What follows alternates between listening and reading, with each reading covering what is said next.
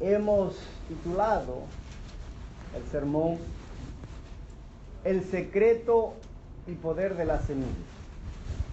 El secreto de la semilla es algo que es parte del misterio del reino, o los misterios del reino.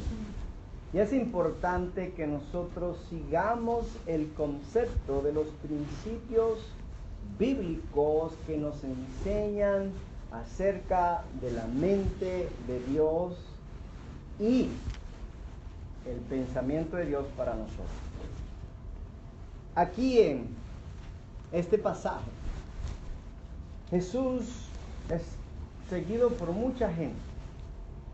En este pasaje nos damos cuenta que Jesús predicaba para la mayoría y al mismo tiempo predicaba para algunos pocos.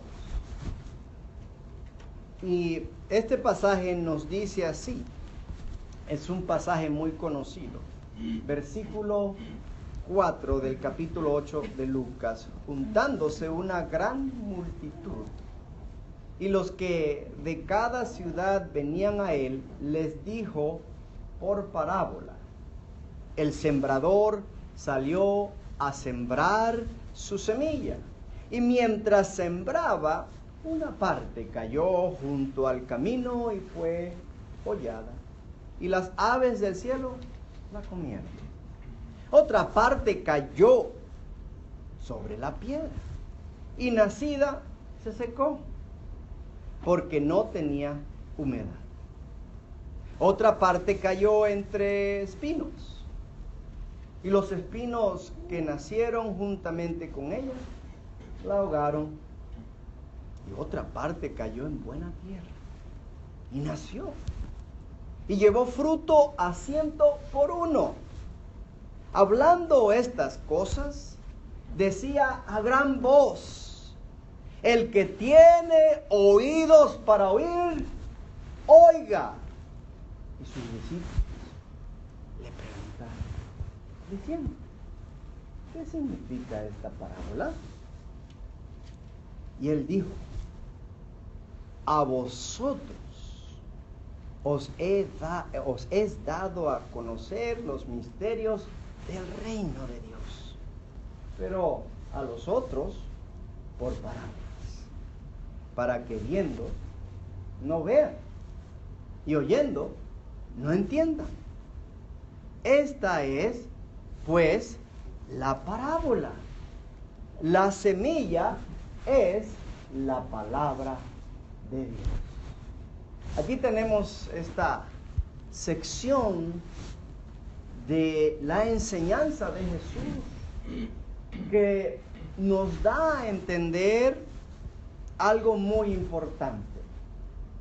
Jesús predica principios bíblicos tan importantes que cualquiera que queramos esos principios, tendríamos que considerarlos como un tesoro.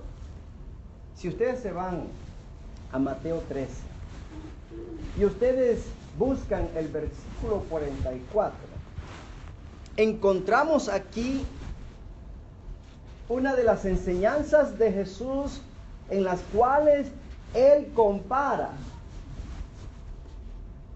el reino de los cielos a un tesoro escondido en un campo, el cual un hombre halla, dice la palabra, y lo esconde de nuevo.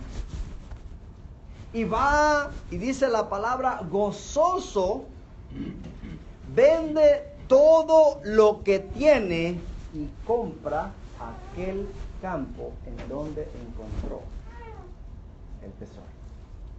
Jesús compara los asuntos del reino de Dios a un tesoro escondido, a un tesoro que nos dice aquí son misterios que no todos saben. Son misterios que tienen tanto valor que una persona que lo valora, que lo entiende, vende todo y compra el lugar donde está el tesoro. Y es importante mencionar en este punto que mientras nosotros tengamos la actitud de que las cosas se me deben ser dadas, que a mí me pertenece, obviamente porque soy bueno, obviamente porque soy capaz, obviamente porque yo soy yo voy a perder de vista el verdadero valor de los asuntos del mundo. Este hombre ya era rico. Este hombre ya era bendecido. Este hombre ya tenía muchas cosas que buscamos nosotros.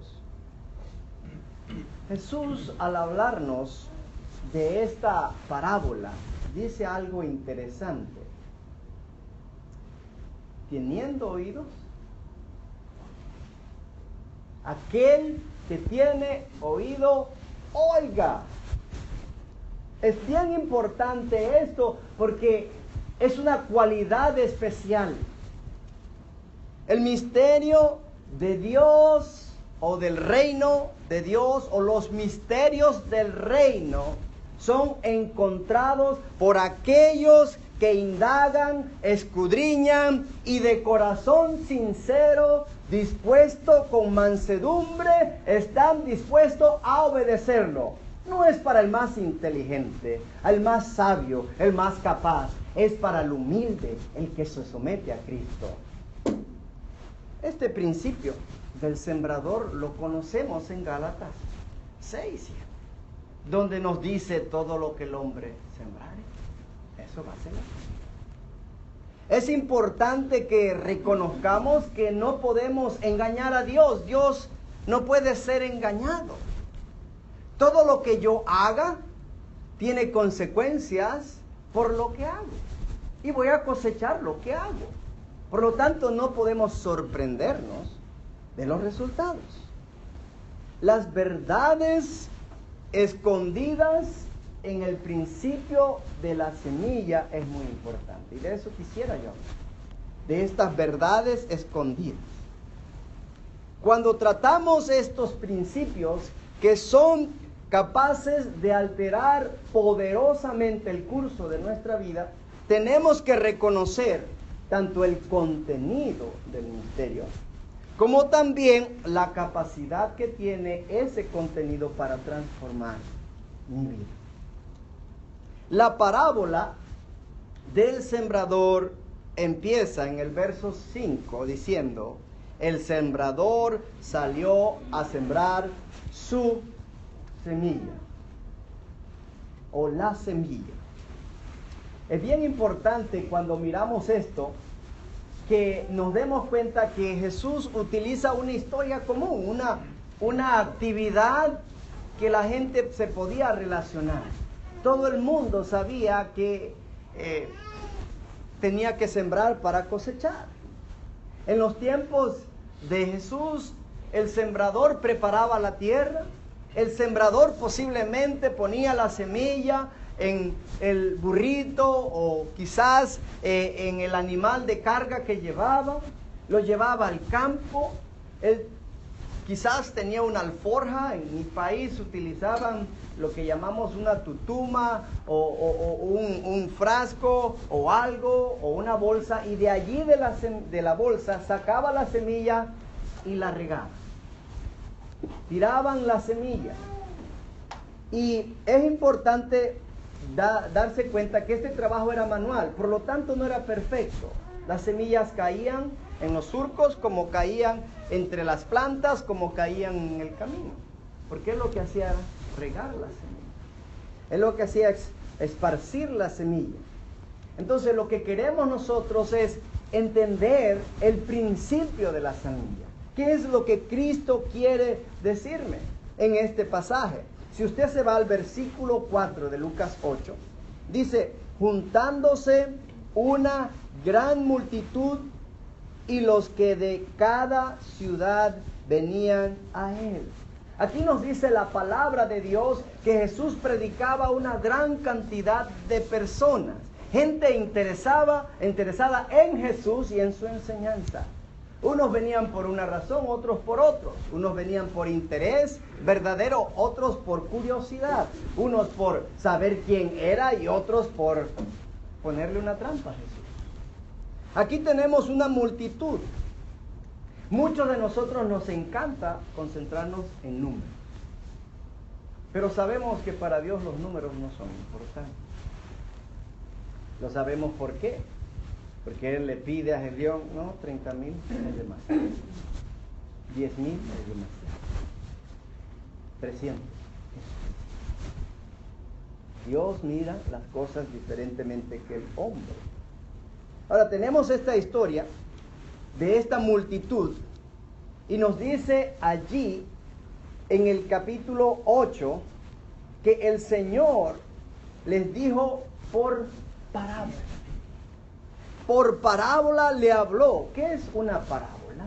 Una parábola en esta historia, como vemos nosotros, es una comparación de una enseñanza física relacionada que usted puede ver aquí en el mundo para enseñar un principio espiritual. En su sentido y su base etimológica es la comparación de una cosa con la otra. Y es muy importante que en este relato se establezca una comparación de lo que se conoce a algo que se quiere dar a conocer. Un principio, se puede decir, secular para aprender un principio espiritual. Y tenemos nosotros que esta enseñanza de tipo espiritual nos dice a nosotros que debe tener en cuenta la semilla. Porque dice aquí que Jesús le cuenta a la multitud esta parábola acerca de la semilla y varios terrenos. Tenemos nosotros que en la parábola tenemos varios suelos, distintos suelos. Tenemos un suelo en el camino, tenemos un suelo entre las piedras, o lleno de piedras, tenemos un suelo lleno de espinos y tenemos también la buena tierra, o el suelo que es con nutrientes, que puede recibir la semilla para que la semilla germine, produzca fruto y haya cosecha. Algo muy importante y un principio que quisiera enseñar. El primer principio es: el éxito de la semilla no depende de la semilla, sino del suelo en el cual aterriza. Es muy importante esto, porque si nosotros lo miramos así superficialmente, podemos perder la enseñanza que hay en esto. Cuando el sembrador esparce la semilla, no es la semilla la que determina si va a haber una cosecha, sino el suelo en el cual cae la semilla. Ahora, para hablar de este principio me gustaría que se vayan ustedes a Isaías 55:11. Algo que debemos entender acerca de la semilla, siendo la palabra de Dios, es que ella siempre hará a lo cual Dios le ha dado hacer, porque dice aquí en Isaías 55:11, así será mi palabra que sale de mi boca, no volverá a mí vacía, sino que hará lo que yo quiero y será prosperada en aquello para que la envíe. ¿Qué nos dice esto? Muchos hermanos, mucha gente se queja de que viene a los servicios, de que escuchan los sermones, de que participan en la clase, pero nada cambia. Critican porque se sienten que nada está sucediendo. No estoy cambiando. Y empiezan a ver el problema que es la semilla, que es aquello, cuando no es el problema de la semilla. Usted no tiene un problema, usted es el problema. Oye, ¿han escuchado ese dicho? Cuando usted es el problema, no importa cuánta Biblia usted conoce, usted no puede ser transformado. El principio de la semilla dice esto: el suelo determina si la semilla germina, si la semilla crece y si la semilla da fruto. Así que cada uno de nosotros que escucha la palabra de Dios debe entender que la palabra de Dios es perfecta, capaz de hacer la obra que Dios le ha dado el propósito a hacer. Y si usted no está cambiando, y si usted no está siendo transformado, el problema es usted. Ese es el principio. Así que cuando usted sienta el deseo de quejarse, de que usted escucha el sermón, de que y nada sucede, no le eche la culpa a la palabra que es predicada, ni al mensajero, sino que usted no la está recibiendo correctamente. Ahora, es muy importante este otro principio que acabo de decir. Si la palabra de Dios no está trabajando, tenemos que examinar el suelo donde cayó. En otras palabras, examínese cada uno para ver si somos un suelo que está capacitado para recibir la semilla. Y es interesante algo que dice el Señor en el verso 8, pero versículo, la segunda parte, cuando dice: hablando estas cosas, decía a gran voz: el que tiene oídos para oír, oiga. El que tiene oídos para oír, oiga. Y no solamente esto, dice la palabra de Dios que Jesús dijo estas palabras como en voz alta. En otras palabras, el Señor elevó su voz y le dijo a la multitud: el que tiene oídos, oiga. El que estaba allí. ¿Y por qué Jesús alza la voz? ¿Cuándo usted alza la voz? Cuando usted quiere hacer énfasis a la persona o el grupo de personas en cuanto al mensaje. A ver, todos escuchen, escuchen. Eso es lo que queremos decir. El que tiene oídos, oiga. La gente, me imagino, se quedó pensando, pues, ¿qué nos querrá decir esto? Bueno, si usted tiene un oído, usted debe ser capaz de oír. Pero Jesús está infiriendo que si yo tengo un oído, es posible que no oiga. Imagínese, últimamente, podría ser que yo puedo tener dos oídos y no oír. ¿Alguna vez le ha pasado a usted, especialmente las hermanas que están casadas, recuerdan, tienen este problema con sus cónyuges? Y este es un momento donde los maridos tenemos, o los esposos tenemos una sensación extraña cuando nos dicen: tenemos que hablar. Y me ha pasado a mí. Mi esposa me dice: mira, el desayuno de mañana va a ser así, así. ¿Me lo repites? Sí, el desayuno de mañana va a ser así. Y adivinen, en la mañana estoy yo de regreso. ¿Cómo fue que dijiste? Tenemos un problema, ¿verdad?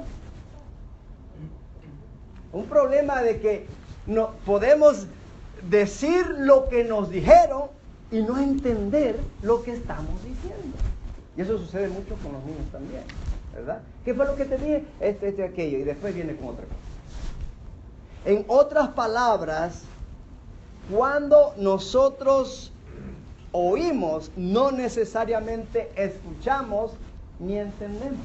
Jesús está queriendo advertir a la gente que es necesario que pongan a trabajar sus oídos, no para oír, sino para entender. Nada, no solamente, porque va a requerir mucho más que esto.